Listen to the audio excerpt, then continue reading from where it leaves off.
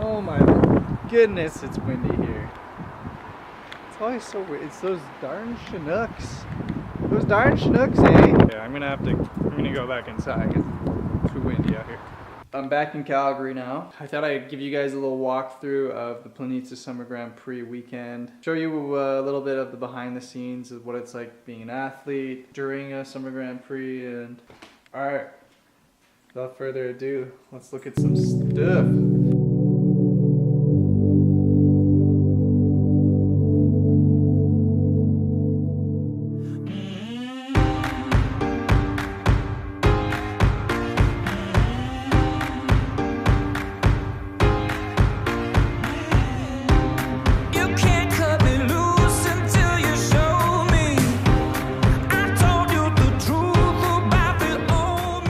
The Summer Grand Prix is the equivalent to the Winter World Cup for Nordic Combined. They do it in ski jumping as well.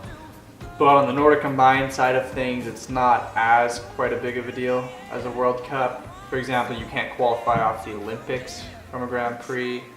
You also can't earn a paid World Cup spot or quota spot from a Summer Grand Prix. So with all the Summer Grand Prix for Nordic Combined, you'll still see a full field of around 50 to 60 people. But maybe some of the top World Cup athletes won't be there. But it's great for a lot of the Continental Cup skiers and the skiers who are just on the bubble between Continental Cup and World Cup, because it allows them to compete in a World Cup environment and with World Cup athletes. But there's less criteria, and often the very, very top guys aren't there. Unfortunately, I got really sick with the flu, so I was pretty much just in a hotel room in bed for Monday and Tuesday. And then on Wednesday we were supposed to do pre-race intervals, which I wasn't able to do because it was my first day kind of just skiing. My lungs were still hurting quite a bit and I was still pretty tired from the flu. So Wednesday I just basically skied around and moved. That Friday, for the people that hadn't done Grand Prix yet, like me, Ben Loomis, Grant Andrews, etc., all the other athletes from different nations, Friday's a great day to do your official measurements for FIS. We're just here at the Compass Hotel getting our FIS measurements of our body done for the weekend and then for the next season as well. So you'll kind of see a little bit of poking and prodding from FIS on our behalf. So that's fun. You use the measurements to make sure you have the right ski length, and make sure your suit fits properly. For ski jumping, they have a lot of rules: suit material, the permeability of the suit, the way it fits, all the equipment from everything to the underwear you're wearing, skis, boots. I mean, everything has rules on it. Everything you think of has a rule on it. So they use these measurements the day before, so during the competitions, if there's anything that looks off or when they measure you, and they see maybe your suit looks a little baggy here or your skis look long or something like that, they'll refer back to those measurements that you did the day before the competition weekend and make sure that everything is legal if needed. All right, Saturday, the first day of the two races. We usually compete both Saturday and Sunday unless it's a 3-day event, and then it will be Friday, Saturday, Sunday. And we do all the provisional comp round of qualification on the Thursday, so it's definitely a long weekend. But for this one, it's just the two events, Saturday and Sunday, both one jump and then 10-kilometer roller ski race. The first day I was bib 5, one of the first bibs to go. There was 56 athletes, and it takes about an hour roughly to get through the entire round of the 56 athletes. On a competition day, we take 2 jumps. One is the trial round, so that doesn't count for anything. It's a warm-up jump. The next is the competition round, and that is the one that we race off of. On the competition round, you'll see things like people will switch suits. They'll go from a training suit to a competition suit. That first day I was definitely nervous. Hadn't been jumping super well that entire weekend, but for the competition round didn't have too bad of a jump. I ended up jumping into 40th place. The top North American jumper was Jasper Good. He jumped into 35th place. Next was Taylor Fletcher at 37th place. Tying with Taylor was Ben Barron. And finally, Adam Loomis jumped into 51st place that day.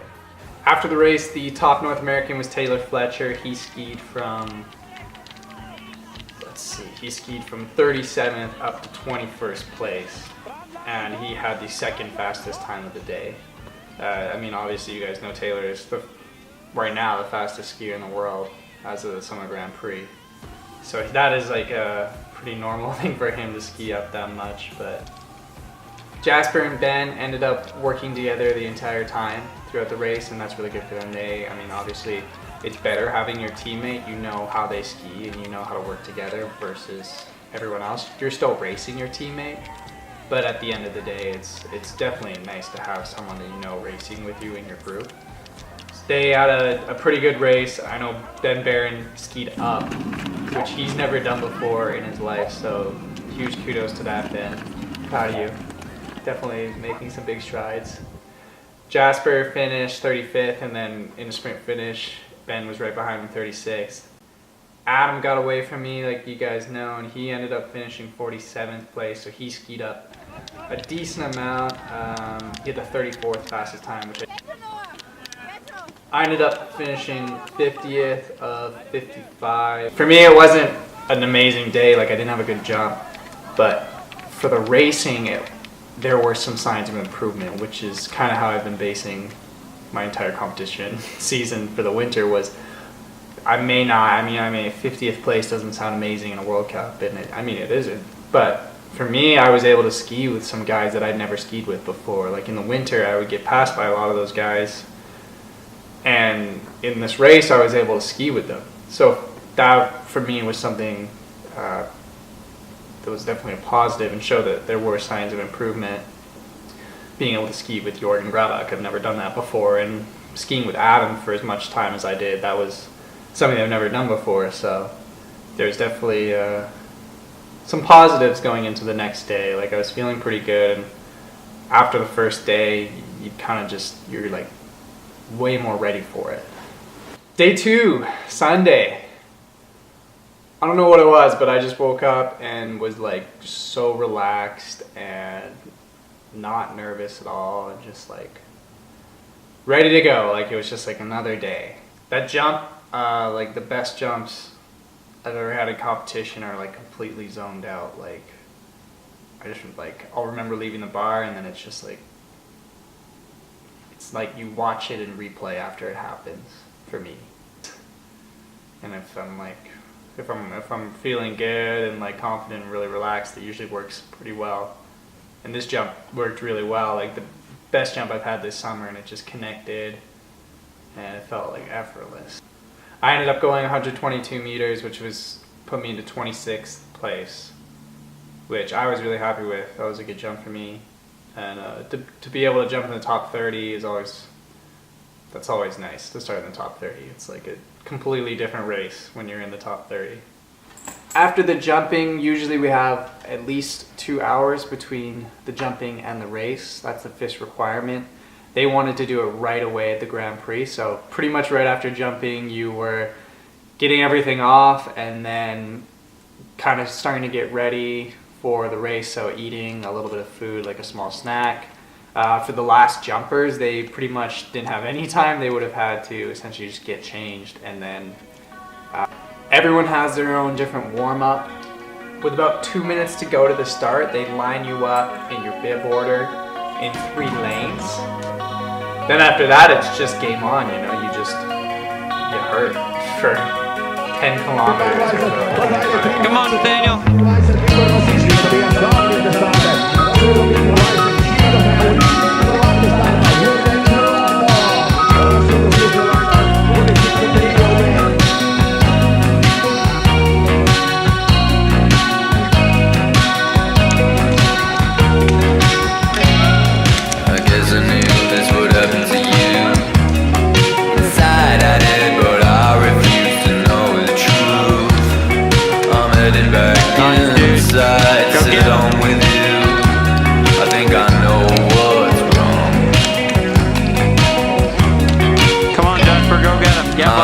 Friends put on their bravest face.